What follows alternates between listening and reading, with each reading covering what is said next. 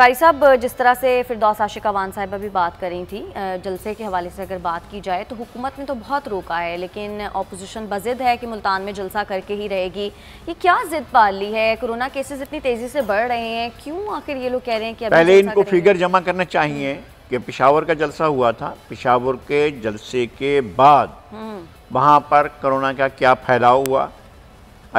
अगर कोरोना का फैलाव हुआ है उस जलसे के बाद तो फिर उसके आदाद शुमार सामने लाएं और फिर लोगों को बताएं। दिन के साथ बढ़ रहे हैं। नहीं, मैं कह रहा हूँ बढ़ रहे हैं, पूरे पाकिस्तान में बढ़ रहे हैं। पेशावर में कितने बड़े हैं? मेरा ये कहना है कि जहाँ जलसा हुआ था वहाँ कितने बड़े हैं। इनके पास कोई इसके फिगर हैं या हुकूमत इस तरह से काम करेगी क्या?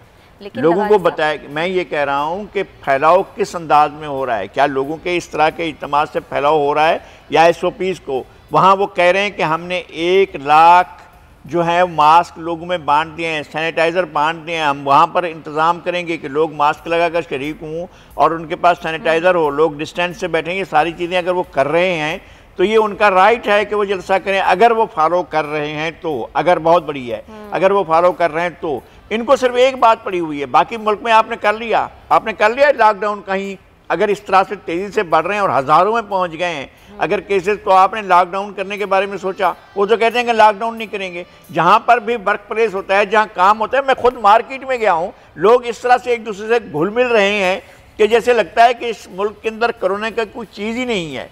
तो अगर ऐसा होगा, आप कहेंगे लोग बाज़ार में जाएँ, शॉपिंग मॉल्स में जाएँ, और जो है बड़े बड़े जो मुल्क के अंदर बड़े बड़े बाज़ार हैं, रावलपिंडी में है बाज़ार और लाहौर में है, कराची में, हर जगह बाज़ार, वहाँ लोग जो है एक दूसरे के साथ घुल मिल कर चलते रहें और उनकी हमें पाबंदी नहीं करनी है। हमने जो है सिर्फ जलसे नहीं होने देना है। तो स्टाफ का एजेंडा ये है कि जलसे नहीं होने देना है। लेकिन लगाई साहब, ये भी तो दोहरी पॉलिसी है ना, दोहरा मयार है। घर की जो तकरीब थी उस पर तो कहा गया पीपल्स पार्टी की जानिब से कि यहाँ भी यही कर रहे हैं, यहाँ भी यही कर रहे हैं, यहाँ भी यही कर रहे हैं। वो बताया अब्दुल कादिर गिलानी ने कि हमने 1 लाख मास्क तकसीम किए हैं और ये भी कह रहे हैं कि हम SOPs को फॉलो करेंगे। वो ये कह रहे हैं कि हम SOPs को फॉलो करेंगे। अगर वो SOPs को फॉलो करते हैं तो फिर इस बात की आप और क्या चाहते हैं? सब आपको लगता है प्रैक्टिकली ये पॉसिबल है? इतने बड़े मजमे को आप SOPs फॉलो करा सकते हैं? कैसे आप 3 फीट का फासला रख सकते हैं? मैं ये कह रहा हूँ कि हुकूमत के करने के काम ये थे ना। मुल्तान में आप कहें कि लॉकडाउन है, हम नहीं करने दे रहे, आपके पास एक तरीका है ना, आप लगा दें लॉकडाउन करने से तो लोगों का रोजगार छिन जाएगा ना, बहुत सारे लोग भूख से मर जाएंगे। तो अच्छा, फिर उसका और क्या तरीका है? जब आप बाजार खुले रखें, अब आप लोगों का आम मेल जोल खुला रखें, आप बाजारों की भीड़ को जाकर देखें, जलसों की भीड़ से भी ज़्यादा होती है, तो उसका क्या करेंगे हम? हमारे पास क्या हल है चीज़ों को टैकल करने का, चीज़ों को हैंडल करने का? इससे ये लगता है कि हुकूमत अपोजिशन के जलसों से खौफ खाकर एक नया वो इस्टेब्लिश कर रही है, एक नया पॉइंट। भाई ये है असल वजह ये नहीं है। असल वजह कोरोना है। आप कोरोना को किस तरह से उसको फॉलो कर रहे हैं, उसको किस तरह से देख रहे हैं? अच्छा, आसफा भुट्टो जरदारी साहिबा कल अपना सियासी करियर शुरू करने जा रही हैं, क्योंकि बिलावल भुट्टो जरदारी तो क्वारंटीन है, तो वो कल तकरीर करने जा रही हैं। इसको आप कैसे देखते हैं? वो कल की तकरीर होगी तो हम देखेंगे। हम मिले हैं उनसे बहुत मरतबा, उनके बचपन से लेकर। उनमें कोई टच है बेनज़ीर भुट्टो साहिबा का? मेरे ख्याल में वो एक अच्छी बच्ची हैं और बहुत अच्छा उनका खिताब हो सकता है। सही। लेकिन हम इससे पहले हम क्या कहें, मतलब ये कि वो बहुत मुहज़्ज़ब है। पहले खिताब हो जाए उसके बाद। हाँ, इंशाल्लाह वो बहुत मुहज़्ज़ब है, मैं जानता हूँ। सही।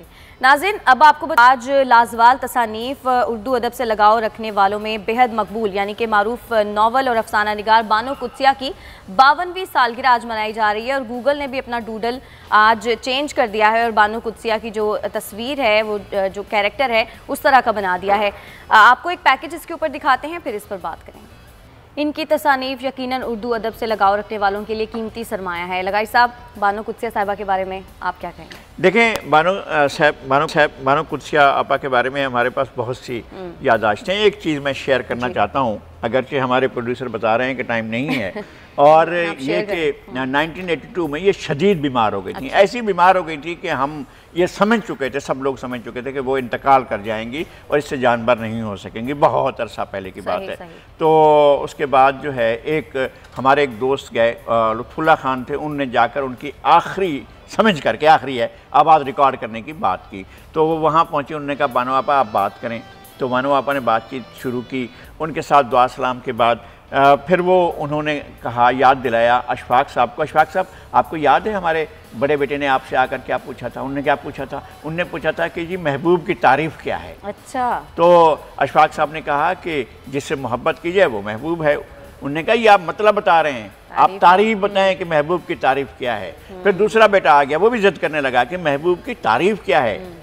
तो उसके बाद बानो आपा ने कहा कि चलें बाबा से चलकर पूछते हैं। अच्छा। वो एक पुराने तर्ज की गाड़ी थी, दोनों उसमें बैठे और बाबा की कुटिया के पास पहुंच गए। बाबा की कुटिया के पास पहुंचे तो ये ब्रेक लगा रहे थे अशफाक साहब, अभी ब्रेक पूरी तरह नहीं लगाई थी। वो दरवाज़ा खोलकर दौड़ती हुई गई और बाबा जी से पूछा, बाबा जी महबूब की तारीफ़ क्या है? और बाबा जी ने 1 सेकंड के तवक्कुफ के बगैर कहा कि जिसका ना ठीक भी ठीक हो वो महबूब होता है। जिसका ना ठीक भी ठीक हो वो महबूब। तो ये बात बानो आपा ने बताई थी और उनके रिकॉर्ड था लुत्फुल्लाह खान के पास तो बहुत ज़्यादा। आपने खुद सुना? मैंने खुद सुना था। हज़ारों उनके पास आवाज़ें रिकॉर्ड थी, बानो आपा की आवाज़ भी उनके पास रिकॉर्ड थी और ये बहुत बड़ा ख़जाना था। बिल्कुल ऐसा है। और सब्सक्राइब करें और बेल दबाएं ताकि कोई खबर रह न जाए।